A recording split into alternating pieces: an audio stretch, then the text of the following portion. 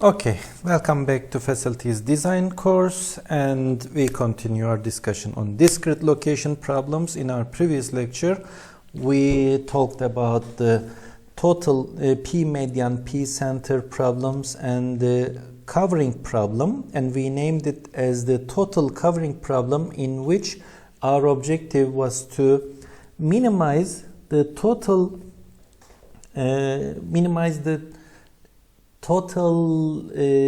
facilities, new facilities that we establish, or minimize the total cost of establishing these facilities. And the constraint is to satisfy all customers. Okay, all customers must be satisfied, and this satisfaction requirement is given with a matrix, 0, 1 matrix. If it is 1, yes, that candidate location is able to satisfy that customer. If it is 0, no, it is not possible. So in this lecture we will see another covering problem, which we call the partial covering problem. Okay, so I'm going to illustrate this with an example again. So let's read this example. It says that a telecommunications company must decide where to locate these cell phone towers, base stations.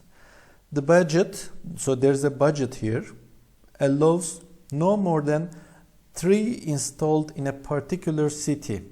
So there is such a restriction saying that you can establish at most 3 base stations. This city has been divided into 10 zones. Okay, these 10 zones are given in this table. This is zone 1, this is zone 10, and 8 potential sites have been identified for the cell phone towers. So the columns here represent the potential sites for the cell phone towers. So it says that there is a survey conducted to estimate how many cell phone customers will need to be served within each zone. It is desired to locate the cell phone towers so the largest number of customers are covered. Okay, look. What does it mean? If you locate a cell phone tower to this first candidate location, then it can cover this zone 1, which includes 50 customers, and zone 2, which includes 25 customers, and zone 10, which includes 30. You cannot cover these customers over here in the other zones. Okay? If you locate a base station to here, the total number of customers that you are going to cover will be this much. So it will be 50 plus 25 plus 30 if you locate the customers to here. Okay, so the second one, if you locate it to here, then you can cover these many customers in the first region, these in the 9th region, and these in the 10th regions. So depending on where you establish these facilities, you will cover different zones, and at different zones there are different number of people that you can cover. Okay, so this AIJ, this table actually represents expressed in thousands of customers. So this 50 is actually 50,000. But in terms of optimization, it doesn't make a difference. Thousands of coefficients reflect the maximum number of potential cell phone customers in zone I. Since the number of customers is independent of where the cell phone towers are located, the cover coefficients are identical for all values of J that provide coverage for a given zone. Okay, so this last thing says that so if you are covering zone 1, either it is from 1 or 2, you will be covering 50,000. If you are covering zone 3, whether you cover it from 3 or 6 or 8, you will be covering 15,000. Okay, that's it. Now here the problem is we want to locate these cell phone towers at most 3 so that we will be covering maximum number of people, but at most 3 facilities will be established. And this is a covering problem, but remember, this one is different than the previous one. In the previous one, we are not interested in the number of customers and etc. We were interested in whether we cover it or not, 0 or 1. And at the same time, there was no restriction like establishing 3 facilities. We can establish as many as we want in the previous version. And also, the objective in the previous version was to minimize the total number of customers, total number of new facilities or their cost. But here, our objective is to maximize the total number of customers. Okay? So, how can we formulate this problem? Again, we will use the same decision variable. Actually, it will be yj. It will be a binary decision variable. And it will indicate that it will take the value of 1 if a facility, in this case a facility is a cell phone tower. If a facility is established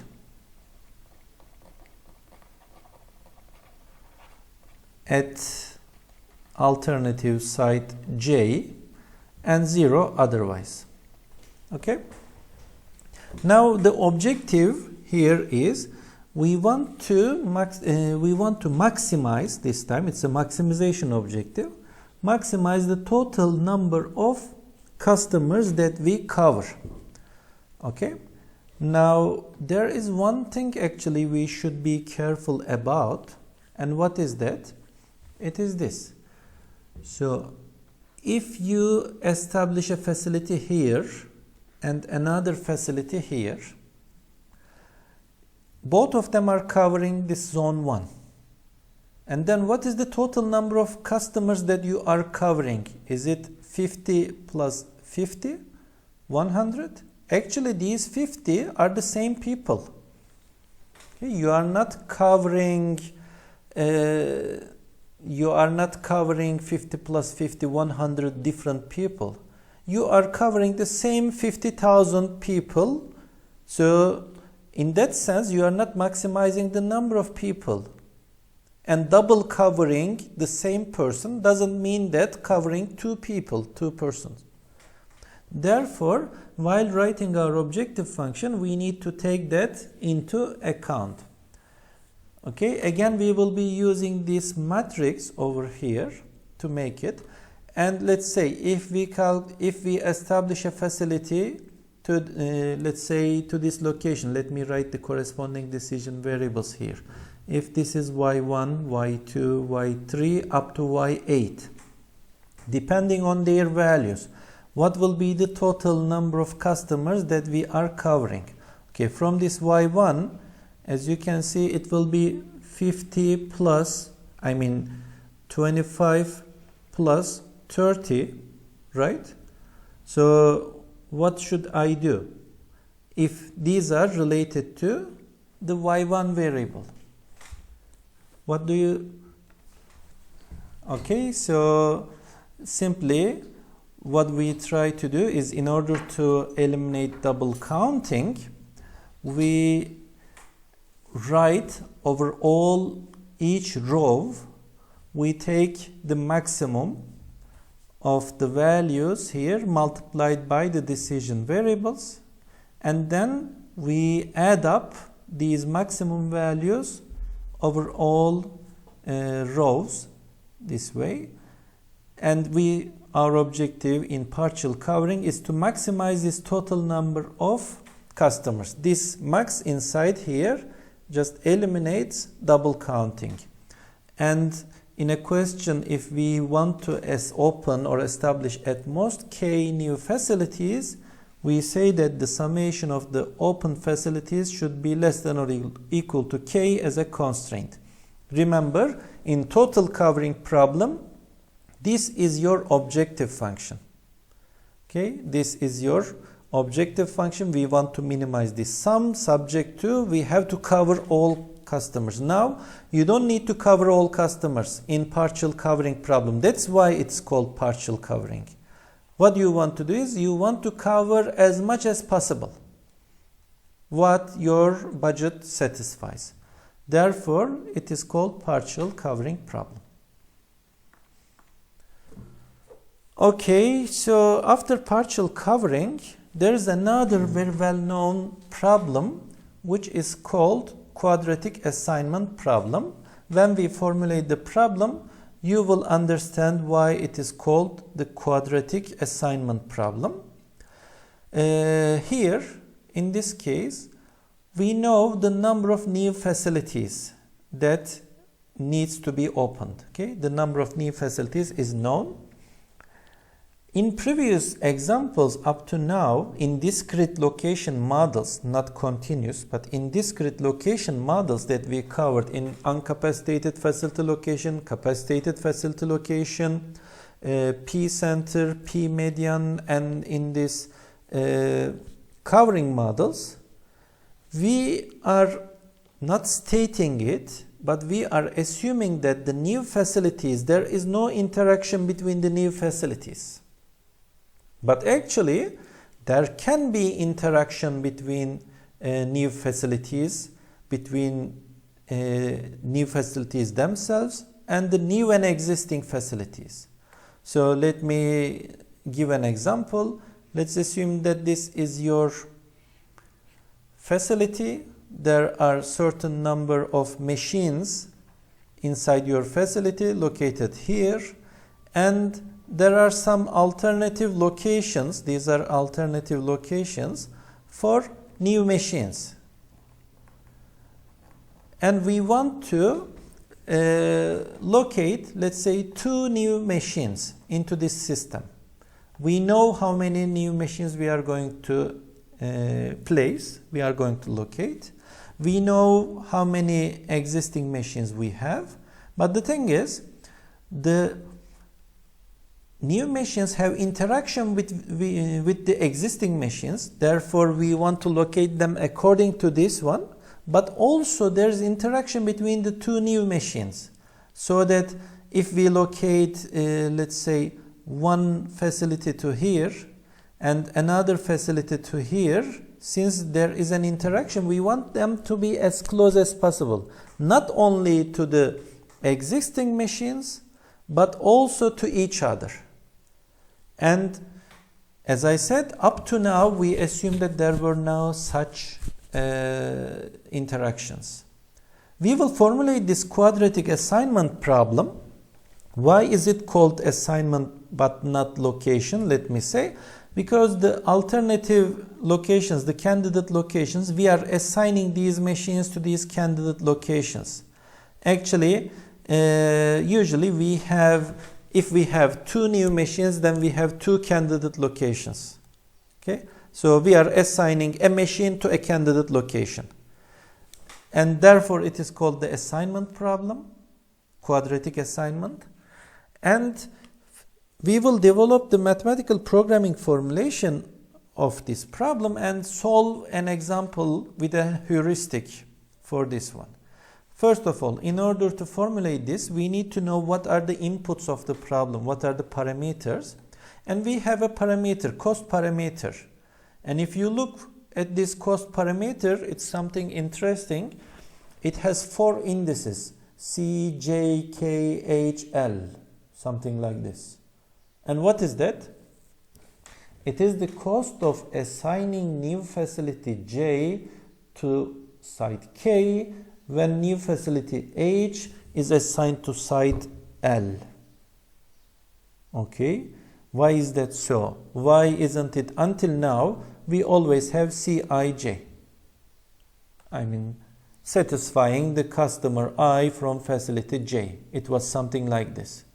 But now, in this CJKHL, what do we have? We are saying that if you assign this facility to this candidate and this facility to this candidate, then there will be a cost. But instead of assigning it the second facility to here, but instead here, okay, first facility to here, second facility to here, then there will be a cost.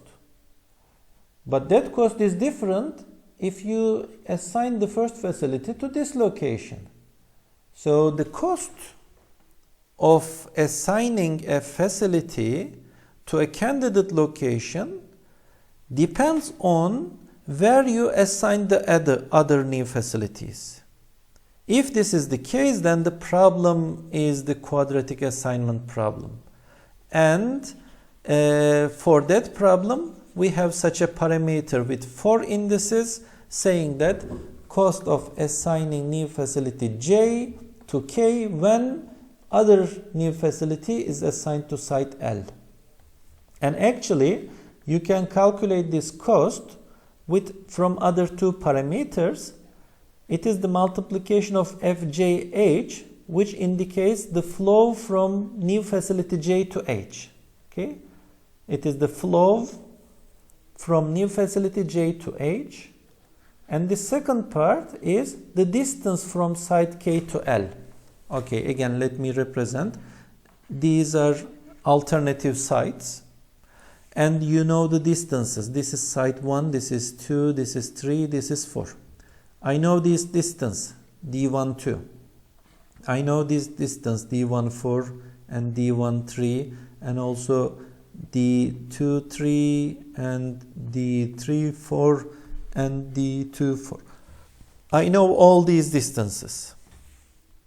And for the new, let's assume that there are two facilities that I want to establish, two new machines, and the flow between them, this is 1, 2. Let me also introduce the third one.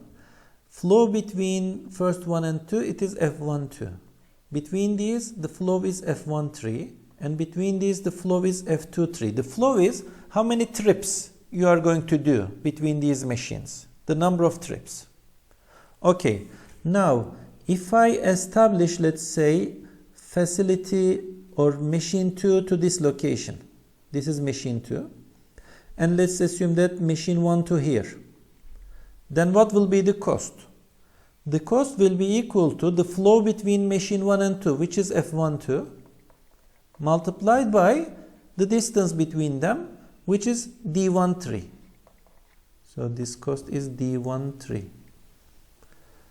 But instead of this, if I decide to locate this machine 1 not to here, but to here, let's say, then what will be the cost? Again, it is between F12, the flow between them, multiplied by the distance, but this time the distance is different. It is not D12, but it is D13. D13, but D12. So, as you can see, I need 4 indices for my cost, for which 2 of them indicates the indices of the new facilities, and the other 2 indices indicates the candidate sites. Okay, in order to formulate this one, again, I need to first define my decision variable. And the decision variable actually is assignment decision variable. Again, remember your operations research course, we formulated an assignment problem there. And in that assignment problem, if you remember, we formulated different versions, but there were a number of workers, let's say 4 workers, and there were a number of jobs or machines, whatever, again, and then we were trying to assign these workers to the jobs. And for that reason, we defined our decision variable to be any index, one index to represent the worker and another index to represent the jobs. So here I'm going to use these indexes, J, K, and it will be a binary decision variable. It will take the value of 1 if new facility J is assigned to site K, and it will take the value of 0 otherwise. This is just exactly the same decision variable that we use in the assignment problem, regular assignment problem that we covered in operations research course. Okay, and then how can we minimize the total cost? And let me remind you our parameter. It was CJKHL. And look, this JK is related with the X variable if we assign new facility J to K, and this HL is related with the our decision variable XHL if we locate new machine H to site L. And if our objective is to minimize the total cost, and this total cost will be something like this. For all new facilities and for all sites that we can place this new facility, and we are assuming that the number of new facilities is equal to the number of possible sites, and then for all new facilities, again another index for the new facilities, and for all sites, possible sites that this can be placed, we will multiply this total cost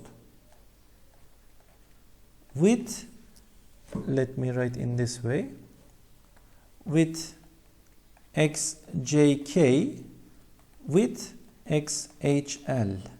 So again, let me repeat, we have these alternative sites, and then we have these let's say facilities, these different facilities or machines I am locating to different ones. Let's say, okay, this is this, and another color, this is this. These are the facilities, new facilities that are located at different locations. Then the total cost is, okay, locating this facility to this site, which is this decision variable, and locating this facility to this site, which is this decision variable. And if we locate this to here, it will take the value of 1, and if we locate the other one to that site, it will take the value of 1. Then we have this cost. If any one of this is 0, then there is no such cost. If one of them is 0, there is no such cost. But if both of them are 1, it means that we established machine J to location K and machine H to location L, so that there is a cost of locating machine J to K and H to L. This is the cost.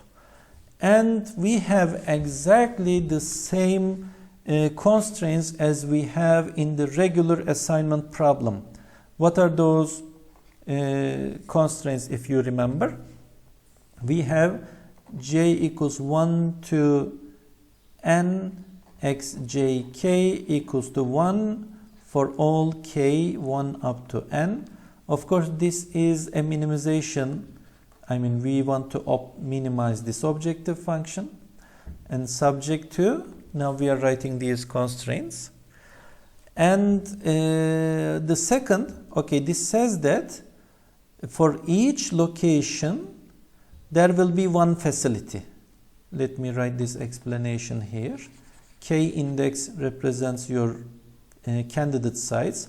For each candidate site, there will be one new facility. And the second constraint will say that each new facility will be located to only one and exactly one candidate site. So each new facility will be located to a new to one candidate site.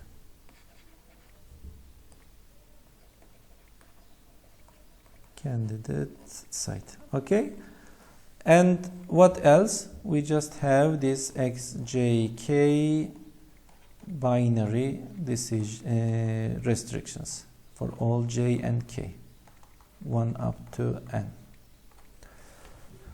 This formulation is the quadratic assignment problem formulation, but actually if you look at this over here, we are multiplying two decision variables, and when you multiply two decision variables, it is not linear.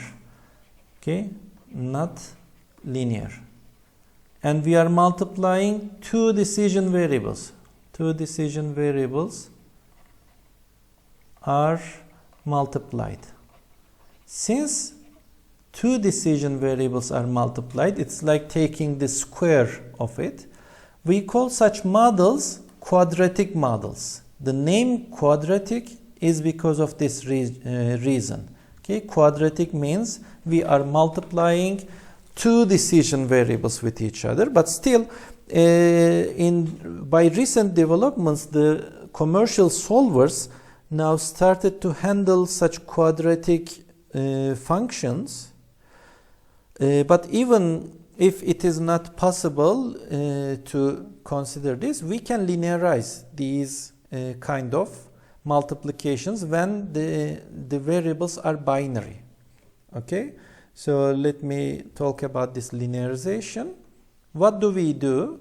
If you remember again our OR course,